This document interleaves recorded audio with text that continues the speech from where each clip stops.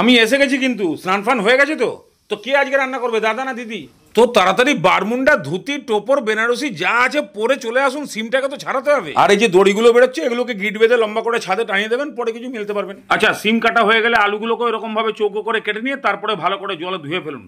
বা সিম আলু রেডি হয়ে গেল। নিন এবারে কড়াই বসিয়ে সর্ষের তেল 2 চামচ ভালো করে গরম করে নিয়ে দিয়ে দিন সিম আলু। ওপরে এখন অল্প করে নুন ছিটিয়ে দিয়ে ভালো করে এটাকে তেলের সঙ্গে মিশিয়ে দিয়ে এবারে ধিমি আছে এটাকে ভাজতে থাকুন। যা একখানা জিনিস তৈরি হবে না আজকে, খেয়ে একদম মন খুশ হয়ে যাবে। ধিমি আছে ভাজা হোক, তবে মাঝে মাঝে একটু নাড়িয়ে দিন। কিন্তু ততক্ষণে 30 টাকার পোস্ত একদম শুকনো মিক্সিং জারে দিয়ে 2 মিনিট খালি ঘুরিয়ে দিন। শুকনোই ঘোরাবেন, জল ফল দেবেন না, নাহলে দেখবেন ঘুরতেই থেকে যাবে। আপনি যেটা চাইছিলেন সেটা আর হচ্ছে না। ঠিক এরকম আধ ভাঙা টাইপের হয়ে গেলে এবারে পাঁচুর দোকানের 5 টাকার ভাজা বাদাম আর অল্প অল্প করে জল দিয়ে একদম পিষিয়ে এরকম সাদা পুট্টি টাইপের করে, এ পুট্টি এখন সাইডে থাক, পরে লাগাবেন। এদিকে দেখুন সিম আলু মোটামুটি 80% কাত হয়ে গেছে। ভালো করে তেল ছেঁকে তুলে নিন। এবার গ্যাসের ফ্লেমটাকে একদম হ্যারিকেনের মতন ডিম করে দিয়ে 1/2 চামচ কালো জিরে, সামান্য একটু হলুদ আর সবেমাত্র ভোটার লিস্টে নাম উঠেছে একদম ইয়ং দেখে 3-4টে চেরা কাঁচা লঙ্কা তেলের মধ্যে দিয়ে নাড়াচাড়ি করলেই পুরো বডিতে একদম সাদা ট্যাটু হয়ে যাবে। বাস দিয়ে দিন বাদাম পোস্ত বাটা, দামি জিনিস। মিক্সিটাকেও ধুয়ে মেজে একদম পরিষ্কার করে দিন।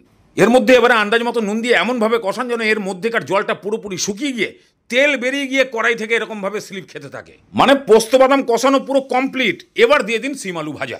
ভালো করে এগুলোকে একবার মিশিয়ে দিয়ে ওই 1-1.5 মিনিট লাগবে। তারপরে একটা মিডিয়াম সাইজের টমেটো কেটে কুচি করে দিয়ে দিন। এবার কষান টমেটো একদম নরম হয়ে যাওয়া পর্যন্ত। মানে অনুসন্ধান অফিসে কমপ্লেন করলেও তারা যখন টমেটোকে খুঁজতে খুঁজতে পাগলা হয়ে যাবে, ঠিক এই সময় এমন পরিমাণে জল দিন সিম আলুটা পুরোপুরি সেদ্ধ হয় আর তরকারিটা একটু মাখা মাখা টাইপের হয়।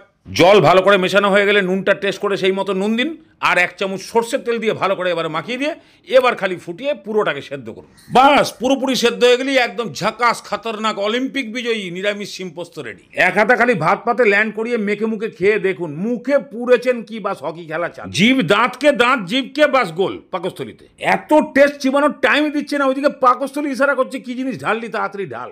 আর হবে না কেন, বাদাম পোস্ত কষানোর একটা ফ্লেভার আর তার সঙ্গে সর্ষের তেলের একটা হালকা ঝাঁঝ, মানে একদম সেই লেভেলের টেস্ট লাগছে। পারলে কোনোদিন সময় করে একবার বানিয়ে খান, না হলে বার্ধক্য ভাতা চালু হয়ে যাবে তবুও টেস্ট বুঝতে পারবেন না। মারাত্মক লেভেলের টেস্ট।